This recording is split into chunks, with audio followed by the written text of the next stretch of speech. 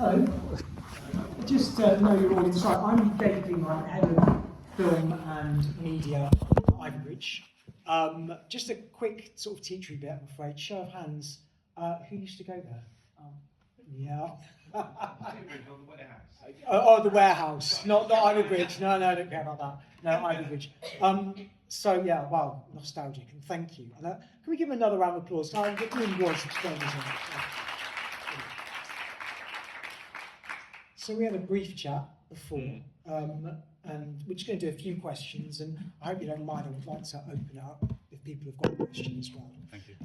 But the obvious question is, what got you onto that topic? Because my first remark to him was, "You're not old enough to have gone there, friend." So yeah, what got you onto that topic? It wasn't the plan originally. The plan originally was. Plymouth has quite a lot of buildings that are closed or abandoned or derelict. I'm not sure if it's more than that the average across the cities, but obviously it's prevalent in a lot of them, but in Plymouth in particular, and also particularly just Union Street specifically. There are a lot of buildings and clubs, pubs that used to be there that were knocked down, like the Two Trees that was opposite the warehouse. Is no longer there as well. So originally it was meant to be a documentary about me exploring the insides of these buildings, not just this one, but maybe the Academy or the C103 Club or the Ritzy down on Mayflower Street. Yeah. So that kind of adventurous exploration realm. But a lot of people mentioned the warehouse. A lot of people mentioned Oz during the initial research, and I realised quite early on, okay, this is a good club to focus on entirely, because it had the Oz bit, which was the rave place, but it also had Blondes and the studio and Sgt. Pepper's. It was a huge building that had 5 or so different clubs and bars and many more bars in it, and they each tailored to different kind of person that existed at the time. Someone who was into raving, they had a place for that. Someone who was into indie rock, they had a place for that. Someone who was into pop, like cheesy chart pop, there was a place for that. There was like a chill out room. So it sort of had a thing for everyone in that one building. So I thought it was a good encapsulation of all the different kinds of clubs that existed at the time. So I think this is a good one to focus on, I guess, in a microcosmic aspect. But yeah. Brilliant. Looking at that, I said beforehand, for me, again, I don't know about for you, but my kind of musical journey I'm 51, so from sixth form all the way through to the kind of rave era, that was kind of charted in that space. And it's difficult because I don't know about you, but looking at that, I got a lot of nostalgia and a lot of kind of, I don't want to go too rose-tinted glasses, but the Academy, oh my God, that whole area was just JFK's, just for kids. Was just like that was the nickname that I don't know if you knew that. Really? Yeah, it was like it was all everyone was underage in there. So the whole thing was incredibly nostalgic. Once you started putting that together, I mean, I've got a couple of film students here, so I'm going to ask a bit of a technical question if that's okay for their benefit as well. As you started putting that together, what was your process? Because it kind of felt really organic, and kind of in that conversation with you. You've kind of gone from buildings to Oz to how did you actually put that together? How long did that take you as well? What sort of process were you looking at there? Thank you. So I did some initial research of either finding the footage I had available, but I made a Google form and I sent it out to a few Facebook groups that were dedicated to the warehouse and asked people to come forward if they wanted to give any voiceover.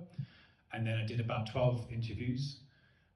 Each of the interviews was about 2 hours long, and I had a couple of questions I gave them but really I wanted them to give their answers unprompted. Right. Sort of like a stream of consciousness thought, and then once those were all done, it was the longest, trickiest process was going through all of those audio interviews and logging all the bits and putting them into categories of subjects. Of what they talk about, and then figuring out which subjects I want to touch on, which one I don't, and also which subject should be in the middle of the film as opposed to the beginning or the end, or like in the in-between bits. how should it flow? But once I figured that out, and the voiceover was locked, as it's known as, in like a radio edit form. Yeah. So it was just voiceover. So after that, it was pretty easy to, let's say, edit all of the visual stuff onto that. You know, that was only a couple of months, whilst the process of editing the voiceover took almost a year. Did you have something that you wanted to come out of it? Is there something? No, I had no idea what I was going to touch on. I went on it kind of blind, so I was sort of at the mercy of the people who I interviewed, sort of tell me to give me the information, right. And then pick and choose the best bits, as it were. Like some of the lines were a bit, I couldn't not include it. Like, when did gold go to Union Street? Get your face filled in, or you're not going to have a rave at Weatherspoons. Yeah. Like, just these little trinkets. I'm like, okay, gonna have to include these as well. Yeah, absolutely. So I had no plan really going into it, but the plan coalesced as we went along. Brilliant, thank you.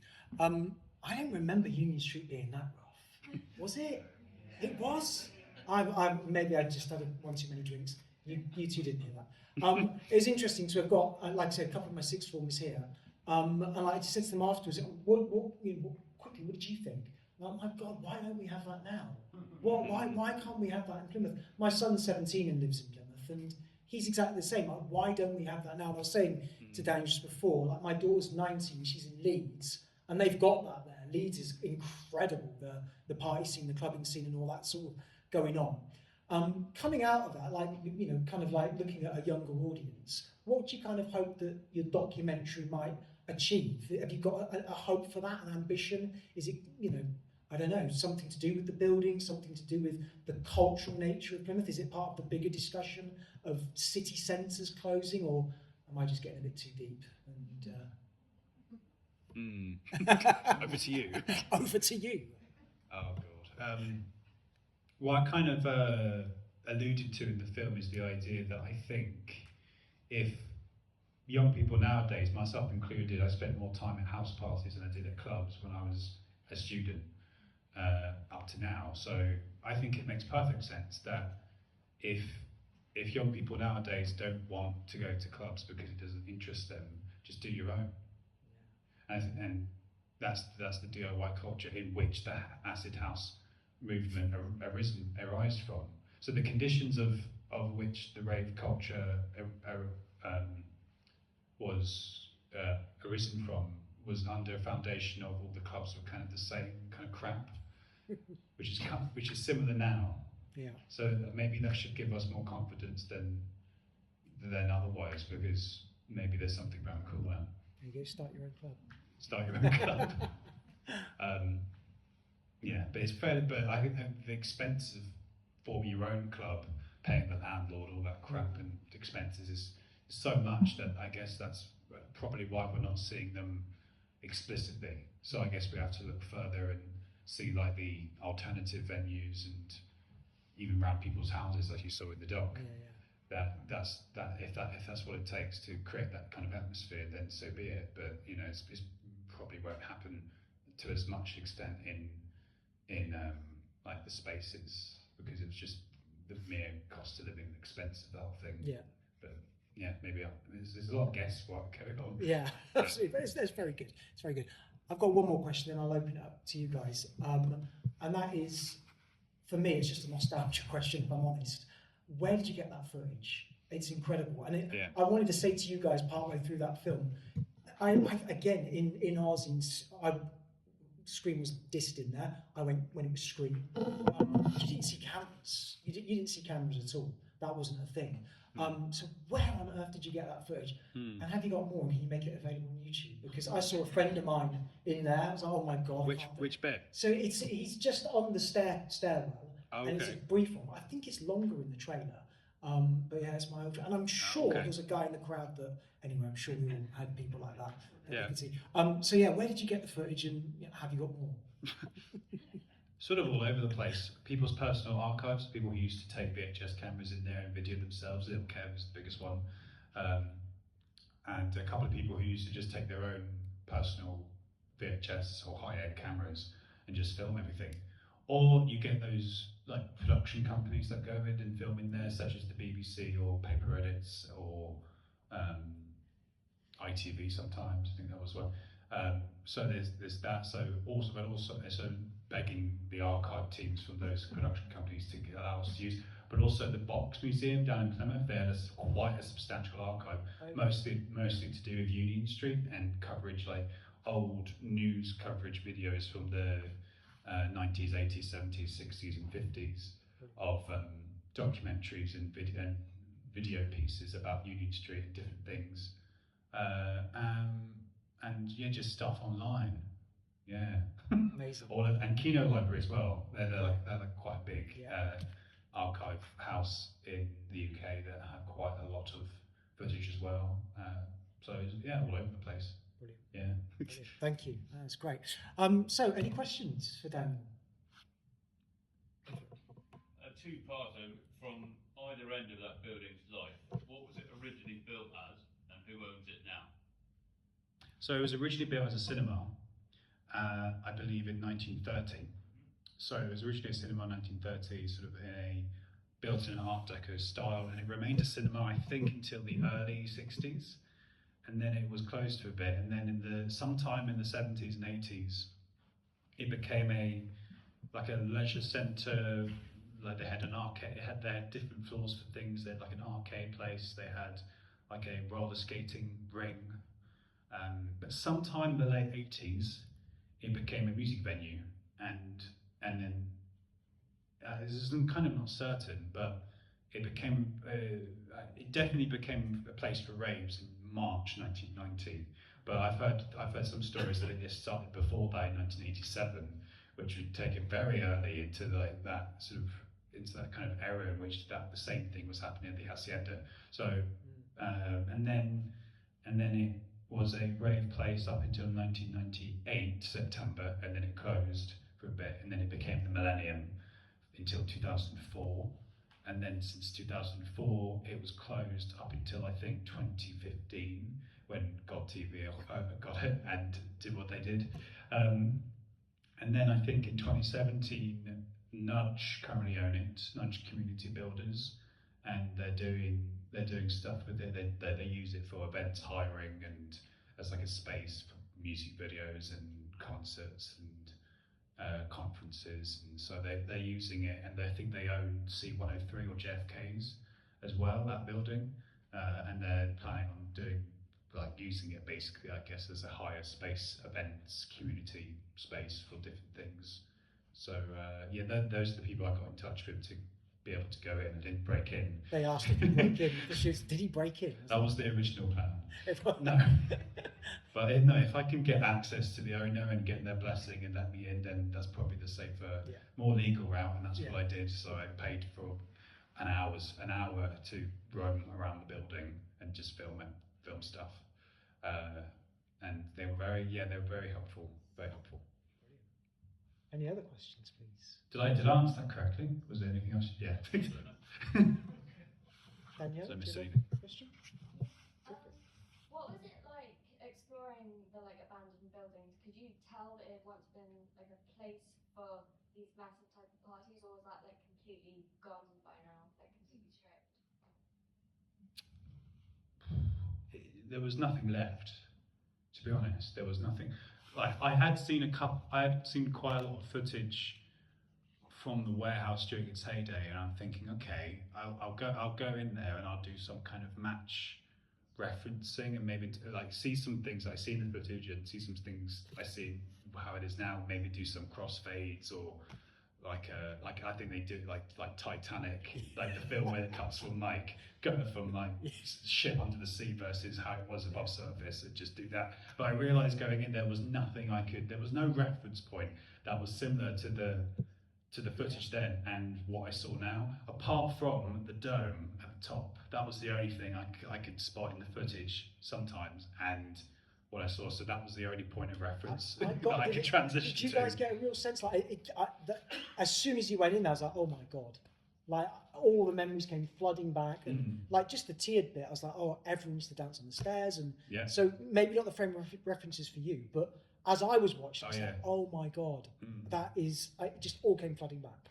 Yeah. It was The feeling of going up those stairs was the feeling that was described to be the most in all the interviews. it's just that that- weird corridor, wasn't it? the anticipation. Yeah. Some people went to the left, some people went to the right. Always to the left. Always to the Yeah. And then you just come out and it's Yeah. an auditorium. Yeah. Yeah, It was crazy. So there wasn't that much point of reference or similarity to make it, so making editing it between was a bit tricky because there's not really, there could be two different places, but they weren't. So, because there were so many different there were so many like things that were destroyed in it, and taken away, and it's just now the bare ruins. Yeah. Yeah. And where's the egg? Any other questions, please? I wonder where the egg is now. I don't know. Yeah, where's got the egg? Go on. Yeah, my friend did. Your friend's got the egg? Whose friend's got the The egg? egg got smashed up. It got smashed up. One of my mates had to do it. And he was Oh. gutted. Oh, really? Yeah. I reckon someone's got a piece of it. Sorry? It should be at the top of the high. It should be. Yeah. Along with Gus Honeybun. Go ahead, Daniela. I've got two questions. So, first of all, have you got any like people who you look up to in the director's department? Because whilst I was looking at a lot of the style choices, kind of made me think of Asif Kapadia, who directed like Amy and Senna. Yeah. Senna. And also, the second one is, were you working with like a team of people who had been there so that you could get the best like emotional like response from the viewers in the end? The biggest director for me as inspiration for this one was a director called Brett Morgan, who directed a documentary called Moon Age Daydream. It was a documentary about David Bowie a couple of years ago, and it's called Moon Age Daydream. Came out 2022, and it's like a crazy kaleidoscopic acid trip of an edit about David Bowie's life, and he guides it through his voiceover. So it was like I watched that with my producer Louis, who made Cinema Now the short before. We watched it together at the Picture House Central, and it was like okay, this is what documentaries can be, because the conventional thing is like talking heads, like taking interviews, like sit down interviews, all that stuff, and sort of conventionally edited. But I thought, no, I'm just going to go a bit wild. To be honest, I'm just going to go a bit mental, because I think that warrants it, rather than sort of sticking too much to form. So yeah, Brett Morgan, I would say. But is there not? Yeah, I'd say that was the main inspiration point, sort of the encouragement just to go absolutely bonkers in the editing. Yeah. And the team, did you have a team around you to help you create that emotional resonance as well? Or? It was me, my producer Louis Holder, and my sound mixer and colorist. They were all based in London as well. But one of the people I interviewed twice was a guy called David Green from Cultural Vibes, who some of you may know. He was like a producer, associate producer, and he helped. He was sort of he helped along. He gave me some of the best footage. He gave a little bit of money towards the film, which was nice. So it's good. He was the main point of contact. He was very, very lovely, very approachable, very sort of supportive of the doc, and I think he was one of the first people I showed it to as well. So I think him. It was quite a small team, to be honest. There wasn't that many people who worked on it. I think I kind of liked it that way. Yeah. Got complete control. Any other questions? Is there a way to get this to a wider audience than just Ivybridge? Well, we're hoping to screen it as much as possible in the southwest. So we've got a few more screenings scheduled in Plymouth. We've got a screening scheduled in Red Roof next week. Another in possibly in Exeter and Bristol as well. Basically, there's various licenses that we have with this film, such as for music and archive. Means that we are sort of at the moment restricted of where we can show it, such as on streaming or Blu-ray release or online. But when it comes to renewing that licensing in October this year, which is when it ends, then we can think about either doing it as an online release or Blu-ray release or maybe even like showing it more in cinemas, so we'll see from there. But at the moment, it's currently in festivals and screening in places like this across the southwest. Any others? So you spent a long time interviewing like various people. What did you come away from, the sense that you came away with from hearing their stories? Because I know for us when we went there, that was our church, that was our temple, and it was a pretty religious place. Yeah. And then like I know you were saying like to you it was like a show and you couldn't mismatch, but to us it was right there, because obviously our memories are like, you know, so strongly embedded, and emotions are so strongly embedded within that. I just wondered if there's anything you came away with from spending time with people. There was a sense that when I was interviewing them that they wanted to get stuff off their chest. They felt like there had been this entire existence of theirs that they hadn't really talked about or explored. So I think it seemed, for me, watching them, cathartic for them to explain and to divulge that kind of history and their experience.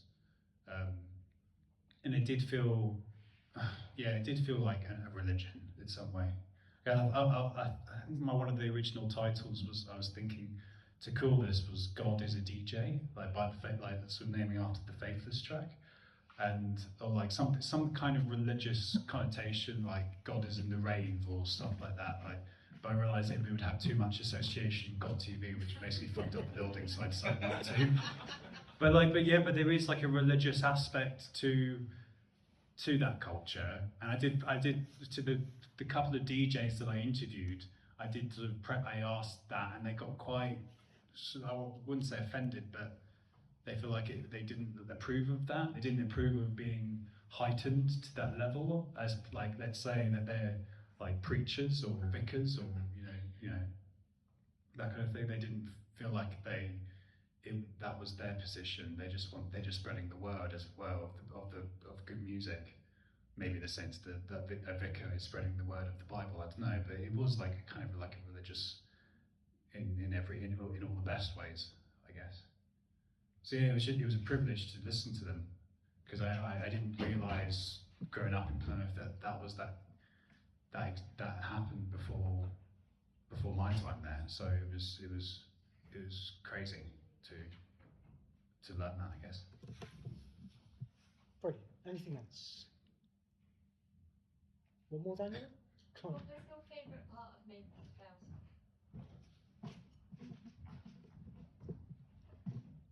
I quite like going in there by myself in the building as it is now, and just with the like DV tape and just film stuff. That sense of freedom.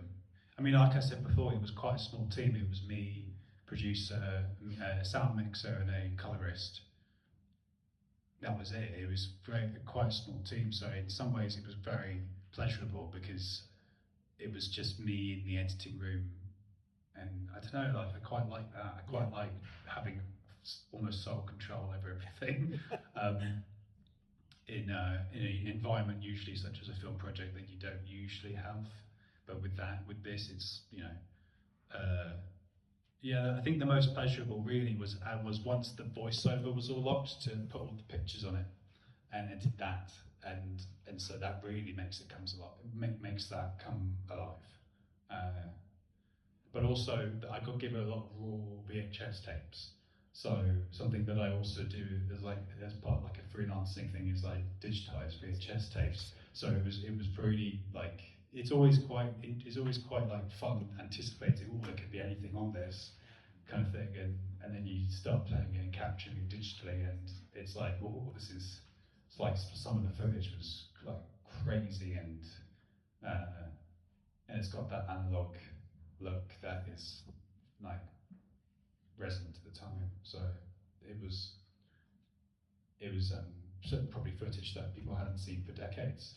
Yeah, that I was seeing for the first time. So that was great as well, capturing that stuff, footage. Yeah. Fabulous. Anything else? What's your next project then? Oh, I don't know. The Academy. Wow. Possibly, I don't know. That's a different story altogether, to be honest. Similar people, similar music, similar Yeah. crowd, I but don't. different down, but different. I remember it as I just remember in the Different, early '90s. Yeah. It's called Club Expose or something. I don't know if anyone Oh. remembers it in that iteration, but that's the only. It was very, very different. It was very different. Yeah, you didn't get the sort of connection and community. No, that I- you well, I- got. It was so spaced, Yeah. disconnected, sort of. But it Yeah. was busy, and it's Yeah. a fascinating Yeah. building. Well, that lasted a bit longer, I think. That lasted Yeah. until, I think, 2006 was the Academy that lasted, so a bit longer than the warehouse. Maybe that, or maybe a different club altogether, or maybe something else. Ritzy. Maybe Ritzy.